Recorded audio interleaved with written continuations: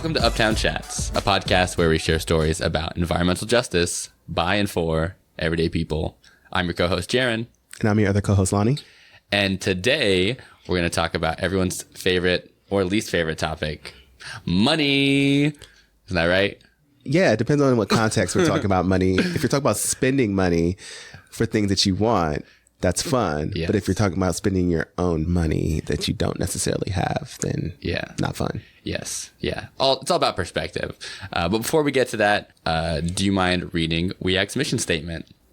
WEAC's mission is to build healthy communities by ensuring that people of color and or low-income residents participate meaningfully in the creation of sound and fair environmental health and protection policies and practices. Boom. So now that we got that out of the way, we get to talk about money, and it's perfect because not only is it tax season, it's also budget season, right? So before we get carried away with talking about budget and tax season, we would like to introduce our very special guest today, who's actually been on the show before. Briana, would you like to introduce yourself? Sure. Thanks, you guys, for having me back. I'm Briana. I'm our state legislative manager here at WEAC. And that means I get to talk about and cover everything New York State. And today we'll get to talk about the budget. Yeah. So once again, I will be playing the role of the person who does not know anyone. And it's not really me playing the role because I actually don't know that much about the budget. But we'll be talking about the city budget here in New York City, thanks to Lonnie, who is really knowledgeable about things going on in the city budget. And Briana will be covering the state budget side of things because honestly, it's really complicated. And anytime I start to talk about or even think about what's going on in the budget, I'm like, okay, where do I start? Well, what's happening? So I figure we can go through maybe top down and try to understand what's going on with this budget season. So where should we start? City budget, state budget? Maybe we'll just start with talking about what does it look like? How does the budget get decided at each of those levels? Should we rock, paper, scissors? Who wants to go first? Go ahead, Briana. Cool. All right. So the state budget is really interesting because when you think budget, you think, of course, money and spending and where it's going. But really, the state budget is a place where not only are we talking about that, but we're also talking about policy and what pieces of legislation do we want to be including in the budget. So not only is it about spending, but really about what can we get done early on in legislative session that can pass through the budget so that we're not waiting until June to get something done that really should be done early. So it's really finicky and tricky to know as an advocate what we're pushing for in the budget process and what we should be strategizing to push for later on in the year because they run on two different timelines. And the timelines I'm talking about are budget season and legislative session season. Legislative session season deals with policy, not necessarily having to do with spending or fiscal impact. And budget is what it sounds like, having to do with how are agencies spending their money? Where is New York State's $229 billion? That's a lot of money. Yeah, going to. And all that money comes from your taxes. It also comes from federal aid and from other state revenue raising programs like Cap and Invest. We had a bond act recently that was voted on very favorably by New York City residents. So you all did that. And that got us some funding for priorities relating to environment. And this year, we are seeing another way that we can really talk about, are we going to be reallocating that money? That means investing in certain programs, divesting from certain programs, or as advocates, are we going to ask for overall the governor should increase the amount of money that we have to spend? And the way she can do that is by asking the federal government for more money. Or we need to tax the wealthy. I mean, we have some of the wealthiest folks in the country living in New York State. I think LJ, I know we have talked about this, but Elon Musk, net worth is, I just Googled it, $210 billion. Our state revenue was $229 billion. And that's more than New York City, right? $210 billion? Yeah, New York City is only $109 billion. So Elon should basically have his own, basically be funding an entire state. Exactly. That's what it sounds like. So that is a lot of money we were talking about here. And the way it works and the timeline we can go through a little bit. Yeah, that would be helpful. Is, we start off in October and we go to April 1st, which is when the budget is due. Starting off in October, that's when you're lobbying. That's when you're setting up meetings with agencies. That's when you are talking to the right people to hear and really raise the concerns of your issues that you're advocating for as to where you want the money to go. And hopefully by April 1st, we get a budget. The budget sometimes does get delayed, but there are guardrails against that, meaning that if the budget is delayed, no one gets paid. So folks in the capital of Albany are very upset if you're coming to them after April 1st and the budget's late, because it means they haven't had any income for the last month or so, and they're really struggling. So we really need to get budgets done on time. And how do we get budgets done on time? Well, the budget is really decided by three key people. That is Andrea Stewart-Cousins, who is the Senate Majority Leader, which means, folks here listening, you have a Senate and Assembly representative. She is kind of the leader for everyone who is your Senate representative in New York State. And we also have Carl Hasty. He is the Speaker of the Assembly, and he is the leader for your Assembly representatives in New York State. Now, Andrew Stewart-Cousins and Hasty will meet with Governor Hochul before April 1st. And the only way that a budget gets passed is if they come to a unanimous agreement and they decide on what is essentially called the Big Ugly, a state bill that... It's funny every time. Exactly. Because things can get ugly. I've never been in the room, but I've heard about it. So that is when you can get their spending bill and other legislation, like I mentioned, that can have little to do with the budget thrown together into this big bill that is ultimately what becomes the final bill. Before that, though, there is the BPRHA caucus, which stands for the Black, Puerto Rican, Hispanic, and Asian Caucus, including 77 legislators across the state from both the Senate and the Assembly that oftentimes represent environmental justice communities, are people of color themselves. Now they, before the budget finally gets passed, put out their own version of the people's budget, which is oftentimes the most progressive budget we see come out. That is a huge platform for the rest of the state to see and kind of set the tone for what folks are paying attention to this coming year and what they're prioritizing. So once that comes out, which is usually like very early January or late December, then you'll get the One House budgets. And those come after hearings from the public, which will influence the Senate and the Assembly budgets that are released before we even get to the final version of the budget, which gets decided again by Andrew Stewart-Cousins, Carl Hasty, and Hochul. Got it. That's super helpful. I feel like there's so many moving parts in this whole process, and being able to put a name to those different folks who are involved in the process is helpful to just help with the clarity of it. So we're right now in the process where there's this negotiation around what's going to end up in the Big Ugly, as you called it, or is that something that's on the horizon? Right. This is the time where folks are kind of meeting with legislators and saying, this is what's important to me. This is what I feel like it should be prioritized in the budget. And they'll sit with that information and then come together and decide, okay, this is what we heard. This is what we should be incorporating. And then that's when they get to come together and duke it out, essentially. Exactly. I mean, in each person I mentioned, they have their own things that make them tick and their own influences as well. So unfortunately, it isn't simply a matter of how much pressure you put. You also have to pay attention to who exactly they're listening to and what they care about. Gotcha. Yeah, I imagine it can be pretty hard to figure out how to navigate this budget process. But I appreciate you putting it that way because it makes it much easier to understand where folks are maybe being influenced by. But maybe let's pivot and hear a little bit about the process at the city, because I know it's not exactly the same and see some of those differences. It's very different. It's drastically different. Great. Even the fiscal years, I think, are different for the city and the state. Because you said you started your budget work in October, Briana? Yeah, if you're good at your job, you start in October. We are both very good at our jobs. I started in the summer.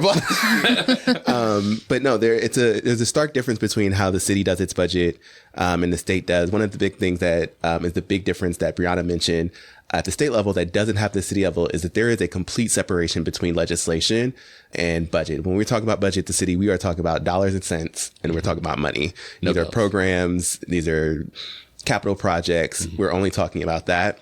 We don't have to work through like trying to get through legislation through the budget or any of that process. The legislative process still goes on while we talk about the budget. And so bills are introduced. You can still advocate for certain legislation and things alongside the budget process, which for the city, the budget process starts in January. And that's when the mayor usually just releases his preliminary budget, which is his priorities, what he wants to spend on. And what we're talking about now with Mayor Eric Adams is what he wants to cut is like the big conversation that we're having at the city right now.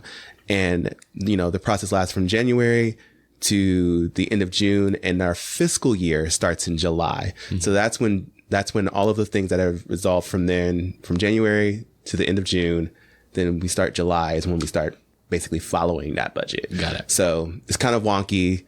So we have been advocating for what we call fiscal year 2025, which starts in July. But right now we're in the phase where the preliminary budget has been issued. And so everyone's going through, looking at it, poring over budget documents, trying to figure out what's there, what's not there. What are they trying to save, what has been cut from the budget, and really doing that analysis for pretty much January and February. And in pretty much March and April, what's going to happen is the council's going to do, you know, some analysis. They're going to do some deeper digging into a lot of things. And this is one thing that also differs a lot from the state is that there's much more access to voice your concerns about the budget as an everyday person. Why is that? Because we have a process where we have a bunch of public hearings that identify specific concerns through all the conversations from like residents, advocates, city agencies testify about certain things. And you also even have large corporations or organizations that can also weigh into this. So basically it's a chance for city council to hear what everyone's concerns are as they're doing their analysis. So it's a part of their research is what do the people want? What are the people thinking? And what are they advocating for? And, you know, the city council, particularly the speaker Adrian Adams, and then the finance committee, which is a group of city council members who are assigned this committee, who is chaired by council member Justin Brannon. They kind of come together and they really understand, all right, what is city council saying are the priorities? We've heard everyone. We've done our own analysis. We've listened to city agencies and advocates. So what is the priorities that a city council has? And then what they will do in that same process is they will send out a formal response to what the mayor put out in January. And that formal response can say a lot of things. It's saying like, you're being ridiculous. You're cutting way too many things, or you're spending money on the wrong thing. City council thinks the money should be spent this way. And then the mayor comes back, reviews all of that, and says, okay, well, here's what I'm willing to do. And then puts out another document called the executive budget, which is then the one that, you know, the mayor's saying like, I've heard everything from you guys. Now here's this budget that I'm putting out. And then they go through a little bit of a negotiation process between the mayor's budget negotiation team and the city council, and a lot of back and forth. There is some closed door stuff that happens as well. But, you know, this process is done pretty much in the open in lots of ways, where it's just like, you know, that it's going on. You'll see a lot of reporting about what are some whispers or what some things people are talking about. But basically those group of people, city council, Speaker Adrian Adams, the mayor, and the mayor's budget negotiation team all get together and they just duke it out. And they try to figure out what they can compromise on. And then one day we were told in June, there is an adopted budget, and there's been usually what they call a handshake deal is done between the speaker and the mayor. And then the next day the world finds out what's actually in the budget. So that's kind of like a bit of the process for the city, which is different, but very kind of straightforward and a little more linear, and obviously a little bit more open. Yeah. You know, I love a good analogy. What I'm picturing in my mind as you're explaining this is like a parent coming out and being like, all right, this is your allowance. And the kids are like, no, that doesn't sound fair. This is what I want in my, included in my allowance. We need this, and that. And the parents are like, I'll think about it. And then they just make up their mind anyway with maybe a little bit of influence. How much of an influence is there actually, from this response from this? So basically, the mayor, like you said, comes out with their thoughts, and then city council responds. How much of an impact does that normally, or that you've seen, does that translate into, changes that the mayor actually ends up making at the end of the day? It can be extremely impactful, and that's why it's so important for the work that we do here at We Act and like other coalitions and other folks in different spaces, whether it be environment justice and climate justice, or it be housing justice folks, or if it's police reform groups. The idea is like the more people that come out and like stake what they really want to see, and they can convey that to usually city council more so than the mayor directly. But by way of city council, we kind of get our messages across. And there are times where there have been drastic changes in the budget. I think one of the budget seasons that I was a part of doing this work, there were extreme cuts to Department of Sanitation, or DSNY here in New York. So they pick up the trash and all the different programs that go along with that. And there was a huge fight with then chair of the Sanitation Committee, Councilmember Sandy Nurse at the time, and some of the city council of like really restoring all of that funding, because the mayor basically says, we're not going to put any more jobs, or we're going to keep off cut services for sanitation. And I mean, of course, the city lost their mind, right? We just talked about rats and the war on rats. Yes. And we like a clean city. And as much as we love that gritty image of New York City, we don't like to live in a dirty city. And so there was a really big push from a lot of advocates to restore that funding. And it was mostly all restored from those cuts from the preliminary budget. Unfortunately, they got cut again. So we are now in that fight right now. But yes, there can be significant impact in the changes from the preliminary budget to the executive budget and what's actually adopted. I appreciate you bringing that up. I feel like that's a nice segue to maybe talk about how the decisions that are made around the budget, or even just the process of finalizing the budget, how does that shape the work that we do here? Because a lot of what we do here is in response to or in anticipation of things that are in the budget, and maybe to influence what's going to happen with the budget, right? So maybe we can start again with the state level stuff, and then we'll come back to the city stuff. So, what does it look like? How does the state budget influence what we do? And then how do we, I guess, maybe anticipate and try to shape what happens at the budget? So there are like 4 buckets that we really pay attention to when we're going into state budget. And that's increasing funding for climate justice, affordable, resilient, healthy housing without displacement, building a community-owned, community-built renewable energy power grid, and ending the use of fossil fuel buildings in our homes, making sure people are comfortable, healthy, safe, and overall, like, again, affordability. We can't say that we're advocating for folks in our communities if they can't afford to live in our communities anymore. So we are always fighting to make sure that folks are healthy, able to live in New York City and in disadvantaged communities across the states, and are making sure that we have climate justice and climate ready plans. So with that said, what we have been paying attention to in the state budget and how it affects us moving forward in our work at We Act is, well, like I mentioned a little earlier, the state budget is a combination of spending and a combination of legislation. So good news is if we're not able to get some legislation in the budget, we can likely get a second chance in the legislative session period, which runs longer than the budget period. The budget period, if it goes according to plan, ends April 1st when the executive budget is released. And when the legislative session period ends, that doesn't end until mid-June. So we have a little bit more time to get legislation done. So what really does need to get done in this period is the funding ask that we're asking of the state. And what have been asking for this year, and as a result of what came out this year, I'm going to go over through a couple of things that we did like and didn't like in our budget. So the first thing is what is on a lot of people's minds New York Heat Act. This bill would eliminate a really outdated rule called the 100-foot rule, which forces New Yorkers to pay for the expansion of the gas system in New York State. And it also deletes the mandate to provide fossil fuel to residential customers. So that was included. However, the governor's proposal did cut some language that would protect New Yorkers from rising energy bill costs. Now, this is really terrible because as of just November of 2023, 1.2 million New Yorkers owe over $1.4 billion of debt. That's pretty crazy. It's a crazy number. So the language that was cut was a really crucial cap on our energy bills for 6% for New Yorkers to pay no more than 6% of their energy burden. Their total income should go no more than 6% on their energy bills. So that is something we're trying to get back, hopefully through the next phase of the budget process, which is the one house.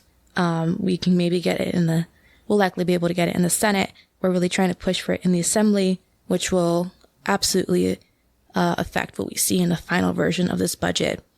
And the other things that we really wanted to see that we didn't see, we're hoping we could still can influence is good cause eviction. We really need to be making sure, as I stated before, folks are not subject to non-reasonable rent increases and they have stability within their income. So that is something that's being led by our good friends at Housing Justice for All that we're really hoping we can have a plan of action for this year and get it passed. And then we have the GAP Fund, which is another really fun bill that we are making sure we're getting home lead, asbestos, and other health hazards out of people's homes before they electrify. With oftentimes electrification, or meaning like we're putting heat pumps in, or we're doing more energy efficiency work around the house, they have to overcome issues that are found in old housing, like lead, chipping paint, maybe some like damage to the foundation of the home as a result of flooding. So making sure there's a pot of money available to New Yorkers, and particularly homeowners or business owners have a pot of money to go into that they can do some of this work to upgrade the home so they can get their house electrified, making it healthier, making it more cost efficient, and overall more comfortable to live in. And then the last two things I'll mention is we absolutely want to see more money going to NYCHA housing. We need to make sure that we are doing capital projects in NYCHA and are upgrading folks' living spaces in NYCHA. So we need about $10 billion for that. And then we also need a couple $100 million for LIHEAP, which is again having to do with energy bills and affordability. So like all that I mentioned really have to do with making sure folks are not paying for fossil fuel infrastructure, are electrifying, and are doing it affordably. It's helpful to have some of that context. I think maybe we can direct that same question basically back at the city level. And again, there's probably lots of differences. So Lonnie, please point out those major differences for us. And how does what happens at the city level influence and shape our work here at We Act? How much of it is it responding to things, and how much of it is it anticipating things and addressing them? Yeah, like I mentioned earlier, the biggest difference obviously between the state and the city, especially when it comes to the budget process, is that we're not fighting for legislation necessarily at the city level while we're doing the budget process. But that brings up an interesting conundrum, right? That means that we can pass amazing bills and laws and things that we want, but we've got to find a way to pay for those things. And if we don't have a way to pay for them, then all of that work, that hard work we did to pass those laws, to help protect New Yorkers, to make New Yorkers healthy, et cetera, kind of become pointless, right? They become useless if we don't have the money to do it, or if the city's not putting the money to do it, or if the city's not getting money from the state or the federal government to implement those laws or do that work.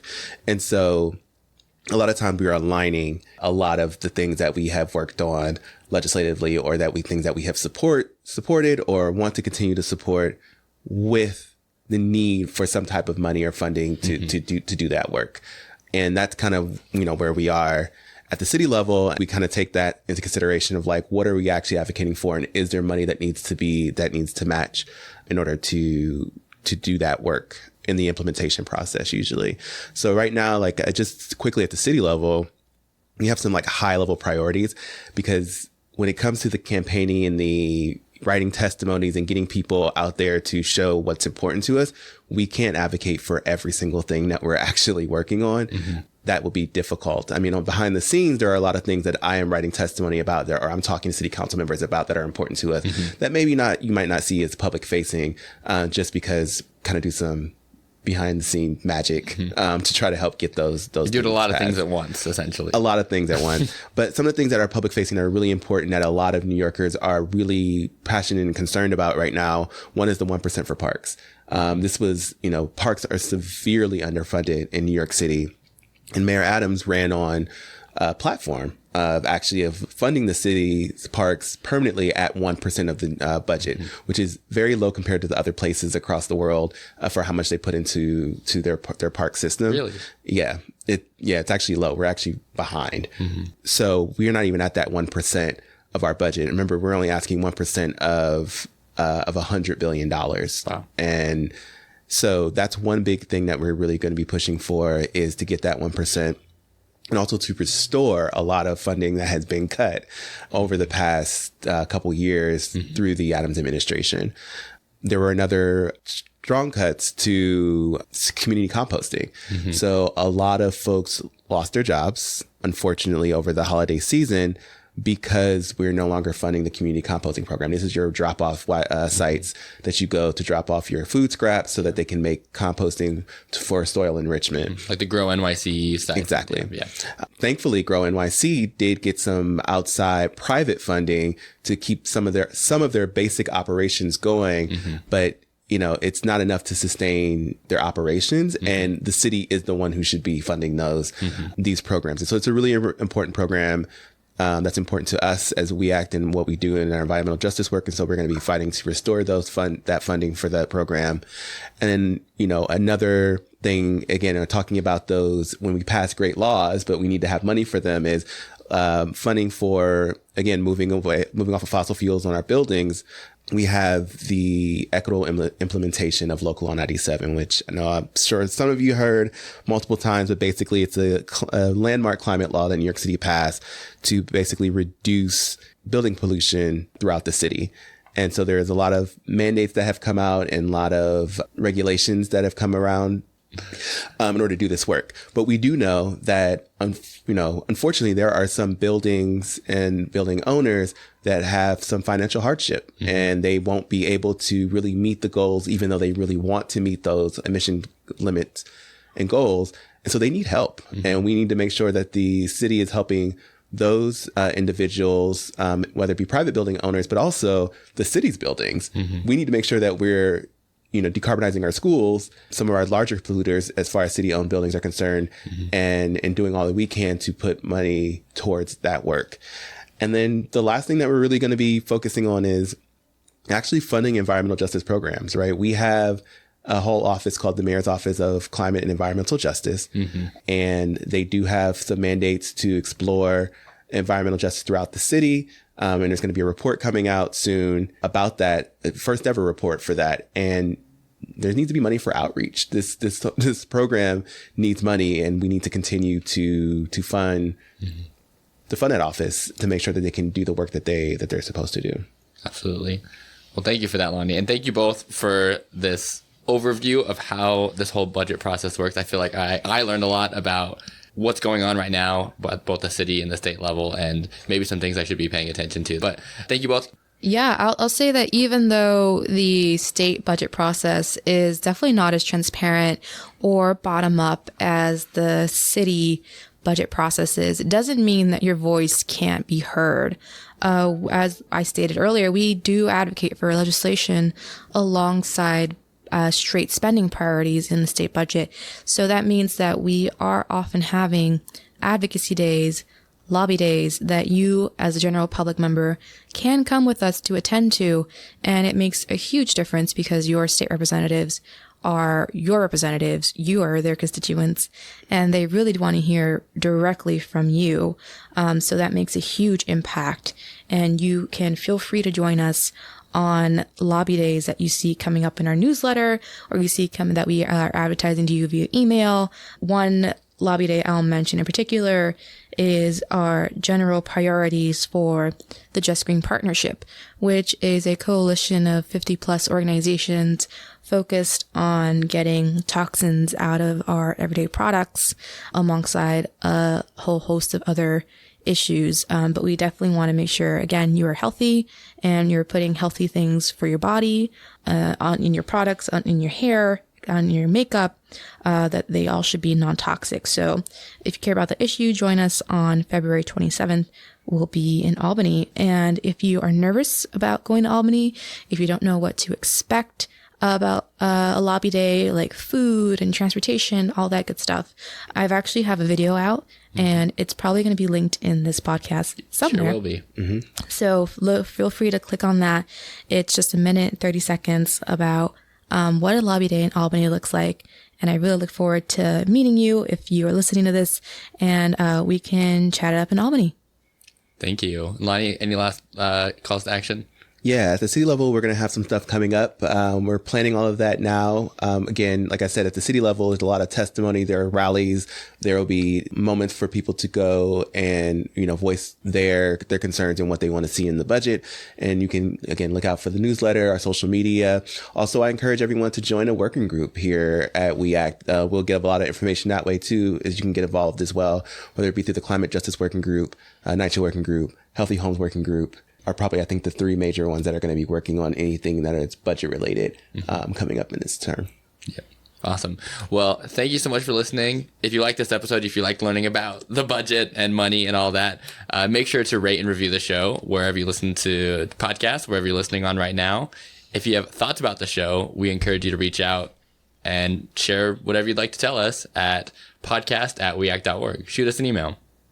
And you can also check out We Act on Facebook. That's at We Act for EJ.